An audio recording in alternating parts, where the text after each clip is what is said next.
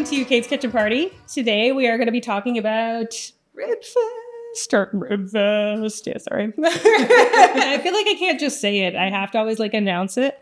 So I would like to give you, actually, in the past, what I've done when I've had two guests on, I've had them introduce each other because it's a little fun activity and it makes it a little more interesting. So go. So this is Vanessa. Yeah. She is the volunteer engagement specialist at Big Brothers Big Sisters. Cool. This is Beth Heuving. She is Big Brothers Big Sisters executive director. And I'm Kate. Yeah. Kate's Kitchen Party. So I think it's really cool that we have this big festival every summer, and it's kind of like there's a few big festivals in Brockville, but this is one of the big shows, right? Every year, and it's an important one because it raises funds for your charity, for Big Brothers and Big Sisters, which does incredible work. So I think it's really important for us to kind of get a background of what brought you to Big Brothers and Big Sisters. I just want to learn a little bit about the two of you and why it matters to you. I can start. Yeah. So I've been with the agency for about 4.5 years. Mm-hmm. And I learned about the agency because my sister was a mentor. So she was in our in-school mentoring program. So she talked very highly of it. So once there was an opening, I knew I wanted to get involved. That's really nice. Yeah. And so I've been involved for about 3 years now. And I've been in this community working in the social service sector for almost 20 years. And I've always sort of watched Big Brothers Big Sisters from a distance and admired the work that they were doing. And when an opportunity came up to get involved, then I jumped at it. So that's awesome. Because what are the age groups of the kids that get the mentorship that use the program? What is kind of what's the reach where for our area? What areas do you service? I guess is the question that I'm asking. Yeah. So we serve ages 6 to 18 all throughout Leeds and Grenville. So everywhere from Gananoque through Brockville up to North Grenville, Kempville area. Wow, that's a big area. Yeah. Yeah, that's cool. So how many kids would you say, or how many people in the organization? It's a big question. It is a big question. So in terms of currently matched, we have had about 50 matches for the in-school mentoring program throughout the school year. And in the community, we have about 25 matches right now. Wow, that's 75 kids. Yeah. That's awesome. And they go in school? Mm-hmm. I didn't know that. Yeah, so we have some programs that are group programs and also one-to-one programs in school, and then also one-to-one and group in the community as well. So nice. And so what, do you have kids that are, you're saying matched kids, do you have kids that are waiting for somebody? Yeah, so we have over 50 kids that are on. Stop it. Mm-hmm. Oh, that makes me a little bit sad. Okay, so we need volunteers. We need people who, what do you need to do to be a volunteer?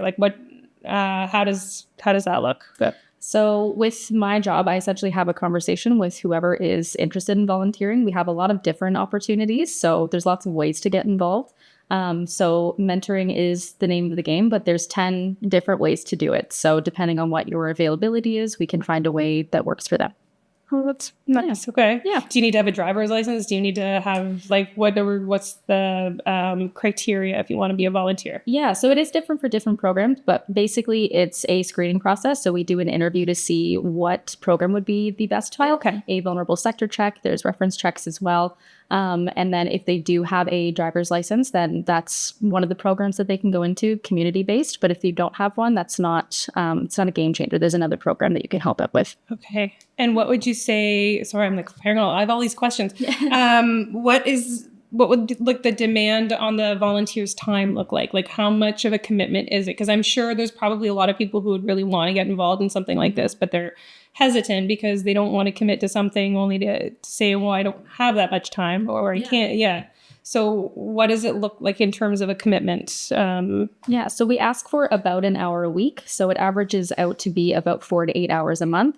And again, there is different programs where you can sign on for a year commitment or you can sign on for a seasonal commitment. Okay. So our Big Fan program that we are talking about recently, it's a way to get involved, but you can volunteer for a soccer season or a hockey season. So a year sounds pretty daunting sometimes. So we have other avenues that they can still get involved. That's really cool. So you're saying for like a hockey season, and what kind, like, is that they need somebody like in the stands cheering on a kid, or That's they right. Yeah. really? Yeah. Oh, that's the best. Oh my God. I couldn't imagine being like a little and going out on the ice and like just not having that, like, that cheering squad. And that's really cool that you guys provide that for kids, because I feel like it's not really that your whole hockey experience wouldn't be complete without having somebody with a noisemaker screaming and singing songs. Yeah. Oh, it's really lovely. That is really lovely that you provide that. So let's just talk a bit about your needs, like as an organization. I know that there's a huge need, like across the board. I've talked to people from, going to be talking to somebody from United Way. I've talked to Girls Inc. That there are a lot of charities in the area, and they're all struggling to find volunteers, and then they're all struggling to find funds to help support their programs. And at the end of the day, the majority of these programs are supporting our kids, right? Are the kids in our community. So I would love for you to lay out, like, in like as clear and direct a way, like, what do you guys need? What do you need from the community in your ideal scenario? What would you ask for if you're writing a Santa letter? Dear Santa.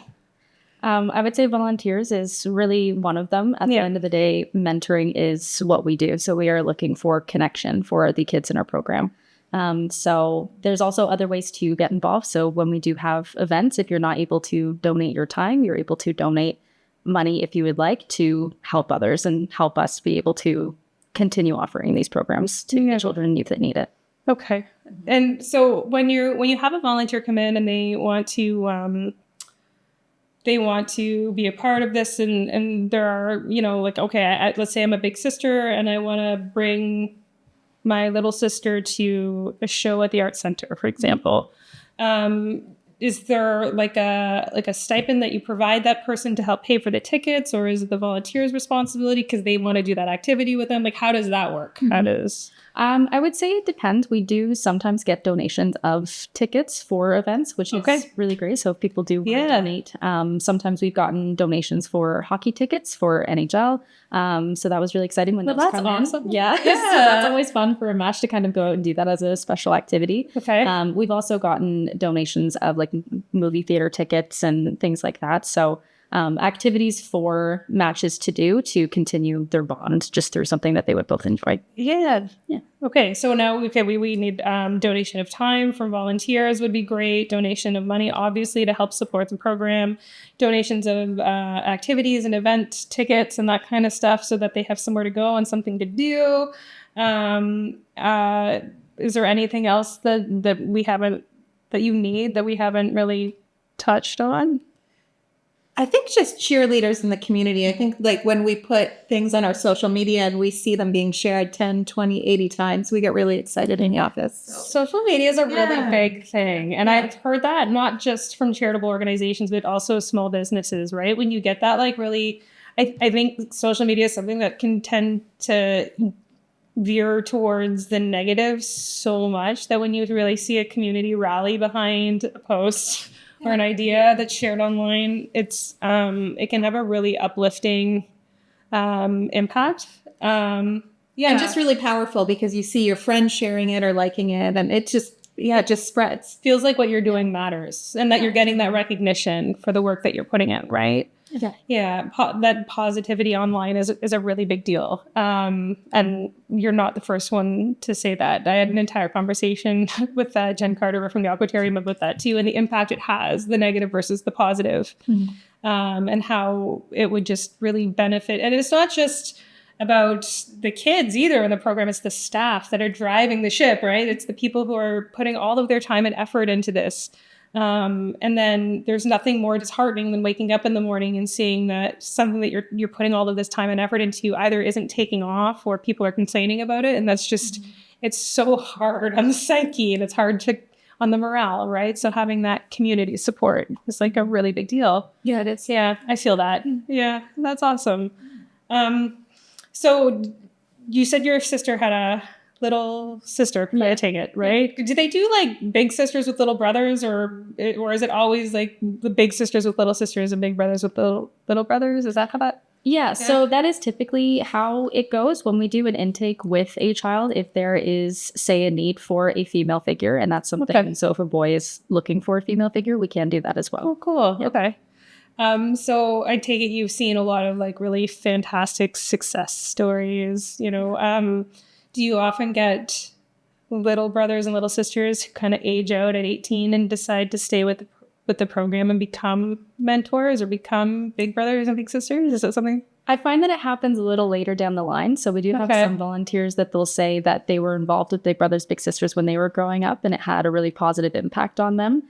So they're usually people that have, you know, either like done post-secondary and kind of started their lives, and they're like, I'm at a place where I'd like to give back in the way that Really exists. nice. Yeah, that's really, really nice. And what would you say, like, I guess, because I take it you spend time with these kids too, or are you front facing with the kids? Do you get to see them and see firsthand kind of the impact that this program has on them? Yeah, so with our matches, we have a caseworker that is essentially assigned to them. So they check in throughout the duration of the match. So check in to see how they're doing, how they're growing, connecting with their parent or guardian and the mentor, and really just having just stories and seeing it grow over the months, years. And do you all like share those success stories as a team? Yeah. And kind of like celebrate them. Yeah. That's the best.